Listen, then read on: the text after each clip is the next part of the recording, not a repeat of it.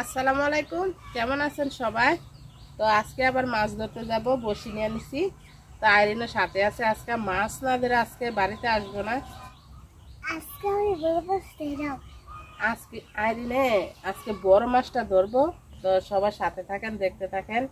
দেখি আজকে মাছ উঠে কিনা। আজকে একটু ঠান্ডা ঠান্ডা আছে, আজকে রোদ কম। দেখি মাছ ধরতে পারি কিনা।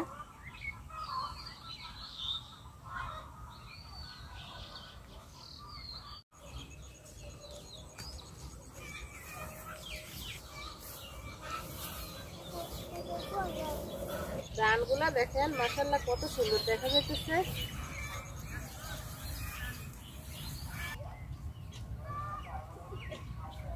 মাছ ধরবো, তো মাছ ধরবো, যে খাবার দেওয়ার সাথে সাথে দেখেন মাছ আইসা পড়ছে।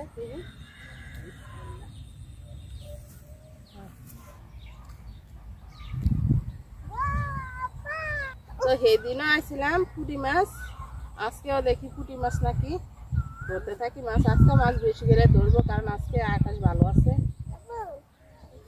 তুমি পারবে না আম্মু?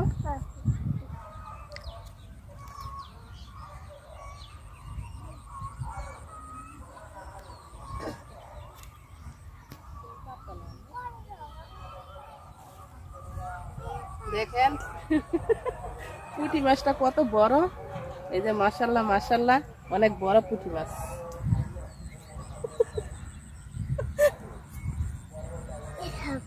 আয় আয় আয় আয়।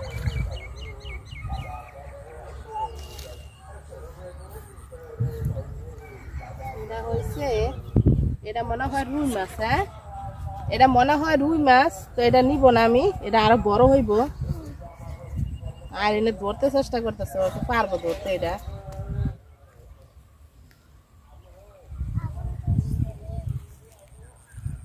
তো এটাও রুই মাছ, এটাও নিব না, সাইরা দিব। এটা বড় হইব অনেক।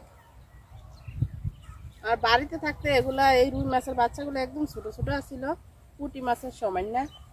এখন মাশাআল্লাহ ভালোই বড় হয়েছে।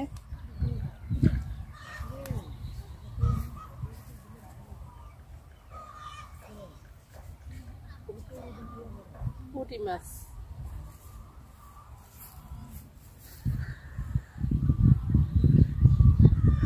ধরে দাও, ধরে দাও, ধরে রাও, মাছটা ধরে রাও। এই ধরে দাও এভাবে।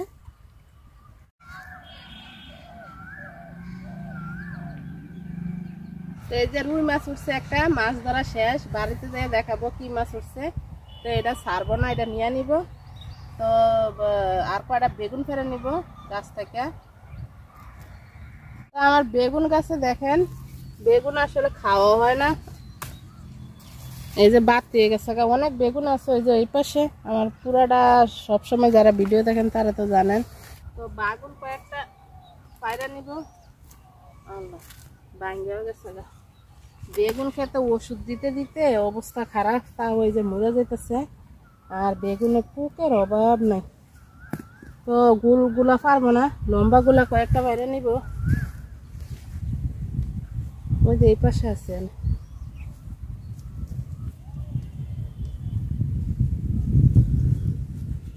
ছোট ছোট তো গাছ, মাটির নিচে, মাটির সাথে লাগিয়ে রয়েছে, এই জন্য ফান। তো আর পারবো না, হয়ে যাবে এগুলো।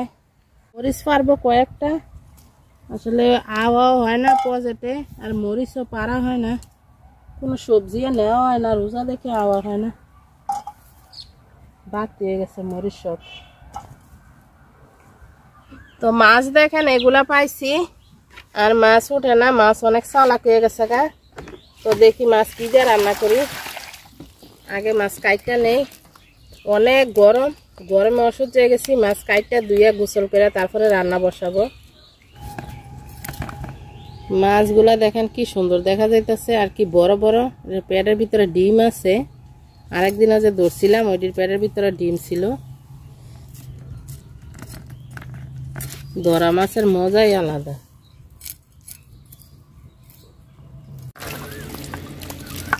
তো মাছটি কাইটটা ধুয়ে নিছি, খুবই খারাপ লাগতেছে। আগে গোসল করে তারপরে দেখি কি দিয়ে রান্না করি মাছ। এই যে ডিম দেখেন কি বড়া ডিম পেটে। তো চলেন যাই বাগান থেকে কয়টা নরম নরম ডাটা তুলে নিয়ে বেগুন আনছি, কিন্তু বেগুন দিয়ে রান্না করবো না। এই মাছ বেগুন দিয়ে রান্না করলে মজা লাগবো না। তো এই যে দেখেন ডাটা বেশি বড় হয় নাই, মানে এই ডাটাগুলা খাইতে একরকম মজা। এই যে একদিন শাক রান্না করে খাইছিলাম। আর বড় বড় গুলা তুলে দিব, তো ছোট দিয়ে আবার বড় হইব।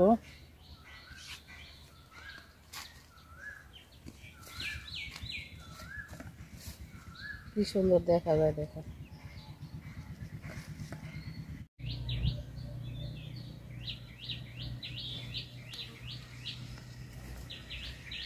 এইগুলা তুলে নিছি দেখেন। তো ডাটা কুটটা নিছি সব, দুটা আলু দিব ডাটার সাথে। ও কয়েকটা রসুন পেঁয়াজ আর মরিচ নিয়ে নিছি বাইটটা, তারপরে দিব তরকারিতে।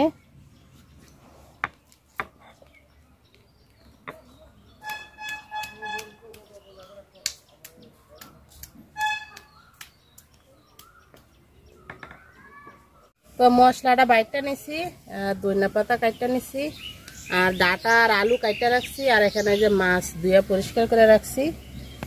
তো পাতিল গরম হয়ে গেছে, তেল দিয়ে দিলাম মাছ ভাজার জন্য। তেল গরম হয়ে গেছে, মাছ দিয়ে দিলাম।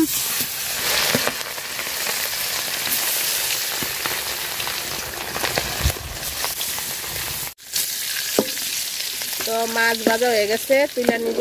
কি ডিমলা মাছ দেখেন, কত সুন্দর দেখা যাইতেছে। এই মাছ এমনি ভাজি খাইলেও ভালো লাগবে।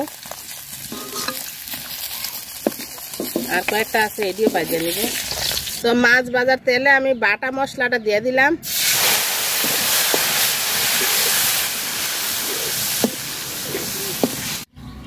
লবণ দিয়ে দিলাম, আর দিয়ে দিব হলুদ গুঁড়া।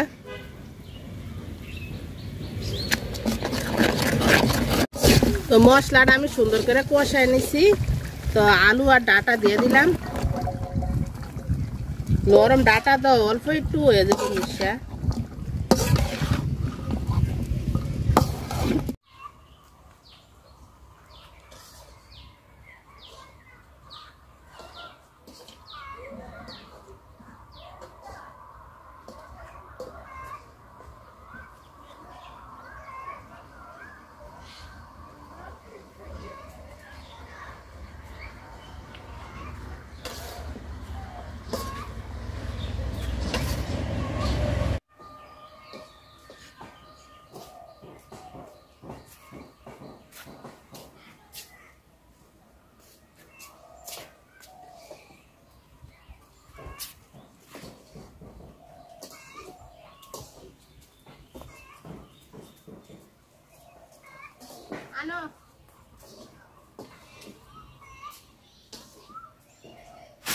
তো দেখেন ডাটা আর আলু সুন্দর করে কষায় নিছি, কি সুন্দর দেখা যাইতেছে।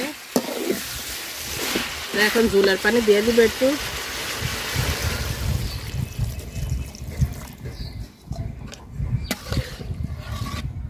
ডাটা কষানো সিদ্ধ হয়ে গেছে, আলু সিদ্ধ হয়ে গেছে, ডাটাও সিদ্ধ হয়ে গেছে। তো মাছগুলা দিয়ে দিলাম।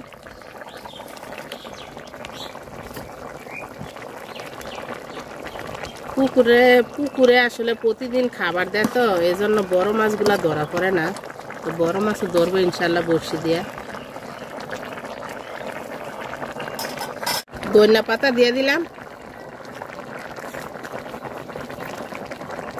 তো যারা যারা এতক্ষণ ধরে ভিডিওটা দেখছেন সবাই অনেক অনেক অনেক ধন্যবাদ।